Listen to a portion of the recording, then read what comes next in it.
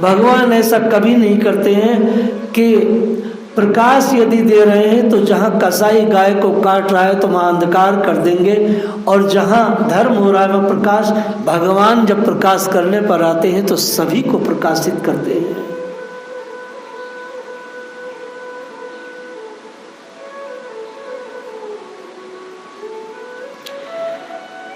तैंतीसवां श्लोक बहुत ही विशेष है। कुर्वन्ति ही त्वयि रतिम कुशलाम समात्मनः आशाम भृतम त्वया चराद अरविंद नेत्रः। हे अरविंद, आज तक जितने भी संत हुए हैं उन सबने आपसे प्रेम किया है। देखिए कितना बड़ा भाषण गोपियां दे रही हैं, और श्री गोपियों के भाषण के सामने भगवान का भाषण बिल्कुल फीका है।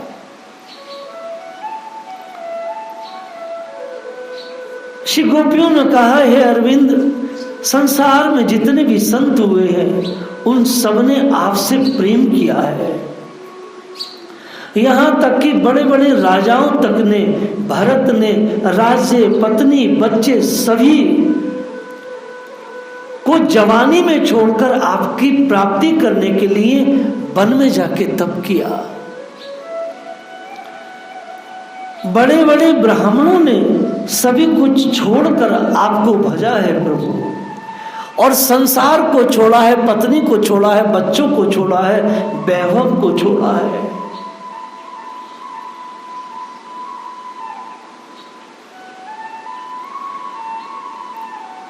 तो आप हम ही से क्यों घर जाने के लिए कह रहे हैं? पूरे वैदिक लिटरेचर में किसी भी संत को, महात्मा को, क्षत्रिय राजा को, किसी को भी आपने घर जाने के लिए नहीं कहा। सबने आपके लिए बड़े बड़े त्याग किए। किसी व्यक्ति से आकर के आपने नहीं कहा कि भैया आप घर लौट जाओ, बच्चे संभालो, बीवी संभालो, पत्नी संभालो। ये उल्टी रीति प्रभु आपकी कैसे हो गई? आप हमसे घर जाने के लिए क्यों कह रहे हैं? गोपियां बहुत ही प्रामाणिक बात कर रही थी। उन सभी ने आपसे रति की है, उन सब ने आपसे बहुत बहुत प्रेम किया है, दिन रात आपको भजा है, और किसी को भी आपने घर जाने को नहीं कहा। जैसे जीव अपना मल त्याग देता है, शौच त्यागता है, और कभी उस शौच को दोबारा से पलट मार के नहीं देखता, ठीक वैसे ही उन्होंने सभी को त्याग करके आपसे प्रेम किया है प्रभु। और कभी शौच को कभी पीछे मुड़ करके कोई नहीं देखता। गोपियों की दृष्टि में संसार एक मल के जैसा है, कुटुंब कबीला मल के जैसा है, सोच के जैसा है। कोई व्यक्ति सोच त्याग के शरीर से उसको कभी दृष्टि नहीं करता है।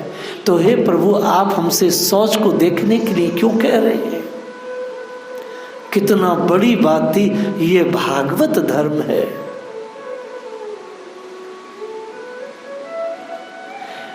सभी राजऋषियों ने त्याग कर आपको भजा है और आपको पाया है।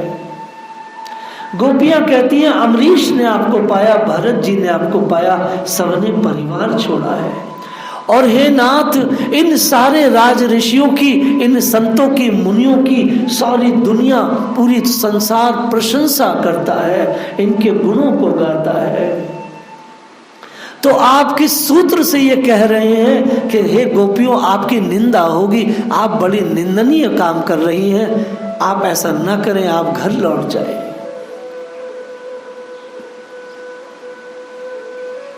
श्री गोपियों ने भगवान को निरुत्तर कर दिया। वास्तव में देखा जाए तो भगवान का उपदेश गोपियों के प्रवचन के आगे बिल्कुल फीका लगता है।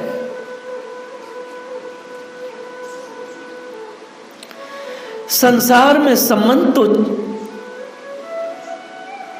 जितने भी संसार के संबंध है वो क्षणिक है और बहुत थोड़े समय के लिए है। पति पत्नी का नित्य संग कभी नहीं है। हर समय पत्नी प्रिय नहीं लगती, हर समय पति प्रिय नहीं लगता। यदि आंख में जरा सा कुछ हो जाए तो आंख में किरकिरी हो जाती है। संसार के जितने संसारी लोग हैं आपस में झगड़ते ही रहते हैं, लेकिन संसार में कभी ऐसा क्षण नहीं आया कि कोई जीव जो भगवान से प्रेम करता है, भगवान को प्रिय है और उसको भगवान प्रिय है, वह भगवान से लड़ा हो या भगवान कभी उसे अप्रिय लगे हो। भगवान तो हमेशा ही अच्छे लगते हैं। जीव का जीव के साथ कोई संबंध नहीं है, बस ये बकवास मान ली जाती है, ये मेरा संबंधी है। ये क्षणभंगुर है और क्षणिक है। पिता पुत्र का, पति पत्नी का, ये आपस में एक दूसरे का क्या परस्पर कोई सुख दे सकता है या कोई सुख पा सकता है इन लोगों से? वास्तव में सुख तो श्री कृष्ण ही दे रहे हैं। आपने कहा जाओ पति की सेवा करो, गोपियां कहती हैं ठीक है, आप ही तो हमारे पति हैं। जितने भी अच्छे लोग हैं वह सभी श्री कृष्ण से प्रेम करते हैं। कुशल व अकुशल का अर्थ यही है, जो कुशल है, जो साधु संग है, कोई विदुषी नारियां हैं, वो सब कुशल हैं, वो भगवान से ही प्रेम करते हैं। और अकुशल वो हैं जो भोगी हैं। अकुशल वो है जो सामाजिक नियम मानते हैं और समाज के बंधनों में बंध करके वही मरते खपते रहते हैं। जो भगवान से विमुख है वही अकुशल है।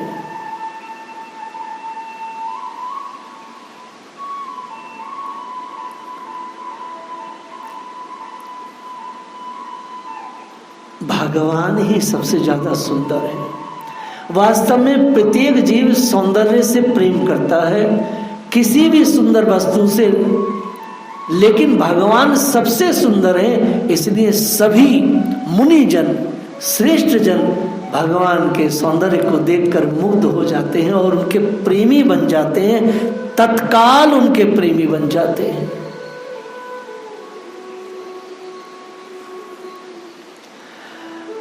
श्री गोपियां सबूत दे रही हैं कैसे कैसे लोग प्रेमी बने।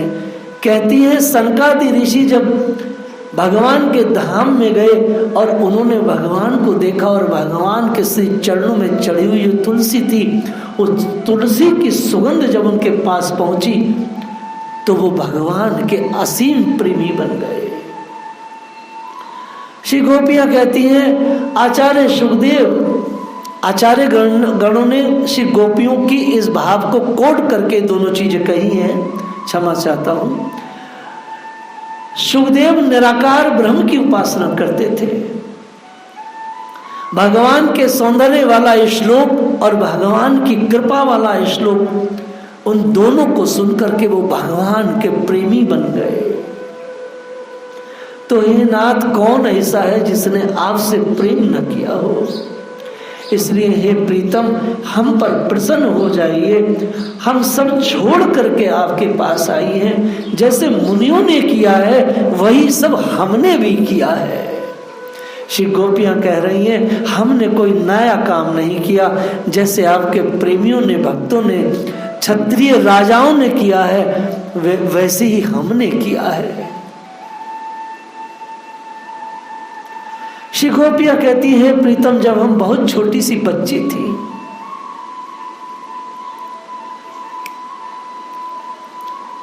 तब से ही हमने आपको अपना पति माना था।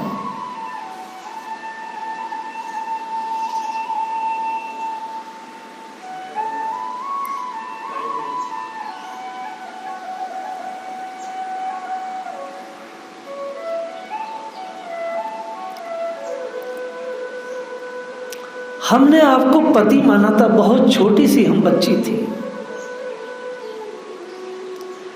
हमारा हमारे पतियों से कोई संबंध नहीं है, हमें ठुकराइएगा नहीं, हमें अपना बना लीजिए। हमने कभी स्वप्न में भी किसी को पति नहीं माना। वास्तव में ये सब छोटी छोटी बच्चियां थी। ये कात्यायनी का व्रत करती थी और माता जी से कहती है, माँ कृष्ण से हमारा विवाह हो जाए। कार्तिक में ठिठुरती हुई ये गोपियां, ये छोटी छोटी बच्चियां यमुना में स्नान करती थी। सात बच्चियां नग्न नहाती थी, क्योंकि उन पर बदलने के लिए वस्त्र नहीं थे। ब्रज में भगवान ने इतनी सादगी दी है। नग्न कभी ना, आचार्यगण कहते हैं नग्न कभी नहीं रहना चाहिए, स्वयं से भी लज्जा करनी चाहिए। एकांत में भी अपने नग्न शरीर को नहीं देखना चाहिए। भगवान ने न केवल समझाने के लिए उन्हें समझाया कि आप नग्न स्नान नहीं करेंगे। गोपियां कहती हैं आपने ही हमारी आशाओं को बढ़ाया है। इशारा करके वेणु बजाकर एकांत में मिलकर ये प्रेम आपने ही बढ़ाया है। अब आप हमें अपना बना लीजिए।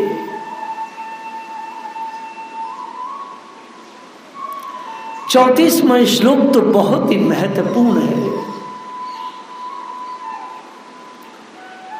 34वें श्लोक में श्री गोपियां कहती हैं अब हम घर इसलिए नहीं लौट सकती हैं कि आपने हमारे चित्त को हर लिया है। शुरू में हमारा मन घर गृहस्थी में लगा रहता था, परंतु अब जब से आपने हमारे चित्त को हरा है, जब से आपने हमारे चित्त को चुराया है, ये हमारे हाथ में नहीं है। आपने हमारी समस्त वृत्तियां खींच ली हैं, आपने समस्त इंद्रियों की शक्ति को खींच लिया है। हे गोविंद, यह पैरों की जो वृत्ति है इसको भी आपने हर लिया है। ये पैर अब संसार की तरफ नहीं उठते। वास्तव में गोपियों ने बहुत ही तत्व की बात कही। भगवान जिसके चित्त को हर लेते हैं, उनकी आंखें कभी संसार की तरफ नहीं जाती, उनके कान कभी संसार की चीजें नहीं सुनते, उनके पैर कभी संसार के सौंदर्य की तरफ को नहीं बढ़ते।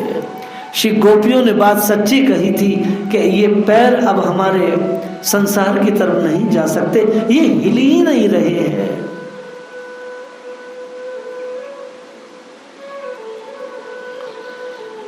केवल दो ही इंद्रियों को भगवान कह रहे थे कि आप वापस लौट जाओ।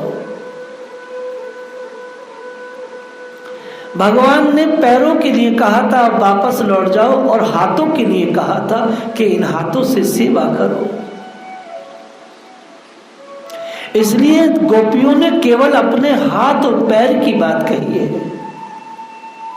आपने जिन पैरों के लिए ये कह रहे हैं कि हम लौट जाएं, तो हे कृष्ण, ये पैर अब लौट नहीं रहे हैं। ये हाथों से अब सेवा नहीं हो सकती है, ये हाथ केवल आपकी सेवा के लिए है। गोपियों ने बहुत दिव्य बात कही है। चितम सुखेन भवता पहत गृहेषु पादो पदम न चलत तहुं पाद मुलाद यमः कथम ब्रजमतो करवाम किम वा। हमारे ये पैर तुम्हारे चरण कमलों को छोड़कर एक पग भी हटने के लिए तैयार नहीं है, नहीं हट रहे हैं। हम फिर ब्रज में कैसे जाएं? और यदि जाएं भी तो वहां करेंगे क्या? क्योंकि यह हाथ अब किसी की सेवा के लिए नहीं है। हे प्राण वल्लभ, हमारे प्यारे सकत, तुम हमारी मन मधुर मुस्कान, प्रेम भरी चितवन और मनोहर संगीत ने हमारे हृदय में तुम्हारे प्रेम मिलन की आग धधका दी है।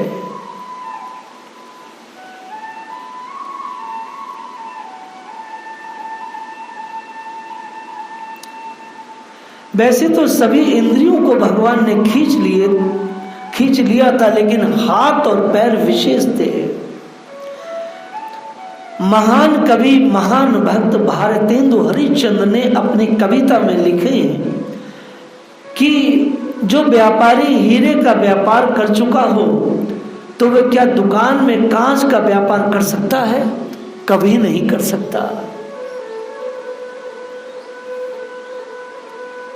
कभी नहीं कर सकता। गोपियां कहती हैं आपके साथ ही चलेंगी। तो श्री कृष्ण कहते हैं ठीक है, मैं जहां जहां जाऊंगा वहां वहां चलूंगी। कि भगवान ब्रज की ओर चल दिए। गोपियां कहती हैं हम जहां तक रहती हैं, परंतु भक्तपुर तक, वहां तक छोड़ना होगा। कृष्ण बोले नहीं, गांव तक छोड़ेंगे। भगवान की हिम्मत नहीं हो रही थी उनको गांव तक पहुंचाने की।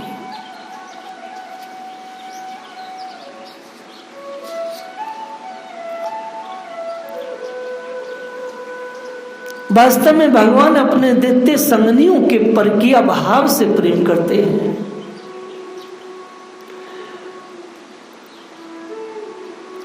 इसमें पूर्व राग होता है, जैसे सपने में मिलना, रास्ते में देखना, एक दूसरे के प्रति आकर्षण हो जाना, यही से पूर्व राग कहते हैं। उत्कंठा माने आनंद, उत्कंठा बहुत होती है, उत्कंठा आनंद में होती है, आनंद से भरी होती है। श्री राधा जी कृष्ण से हमेशा नहीं मिल पाती थी। कभी कभी कृष्ण रात भर निकुंज में प्रतीक्षा करते रहते थे, कभी राधा रानी के लिए अवसर नहीं मिल पाता था। भगवान अभी ब्रज में रहते हैं, उसे वो कभी नहीं छोड़ते हैं, ऐसा आचार्य गण कहते हैं। भगवान एक पल भी ब्रज को नहीं छोड़ के गए हैं। जो ब्रज का ठाकुर है वो ब्रज में ही रहता है, जो द्वारका का ठाकुर है वो द्वारका में रहता है, और जो मधुपुरी मथुरा का ठाकुर है वो मथुरा में रहता है। ऐसा आचार्य गण और संत मुनि रसिक जन ऐसा मानते हैं।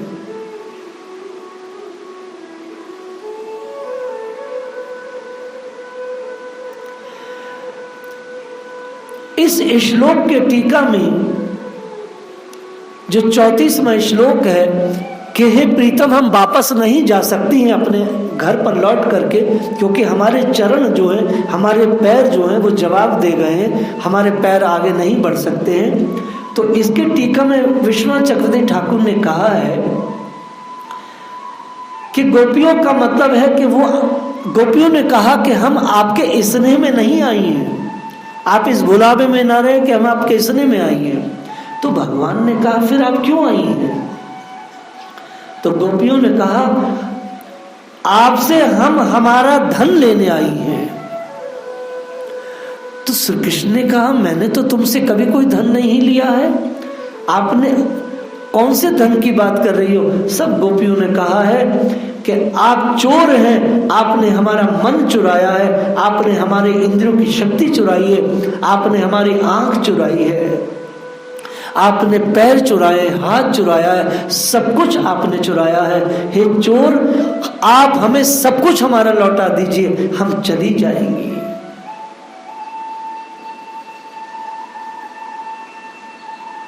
भगवान चुप हो गए, क्योंकि भगवान जब किसी के चित्त को चुराते हैं तो फिर भगवान उसे छोड़ते नहीं, वो दे सकते नहीं, वह बड़े मजबूर हैं।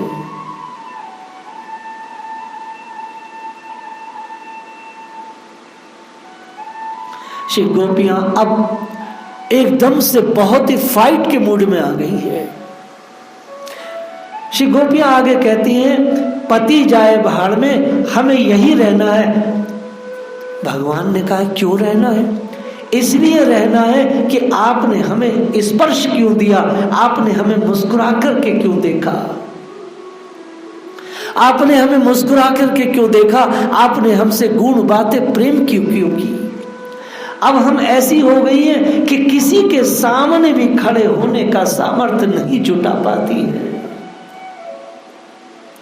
अब किसी से निगाह मिलाने के हम लायक नहीं हैं, किसी के सामने नहीं खड़ी हो सकती।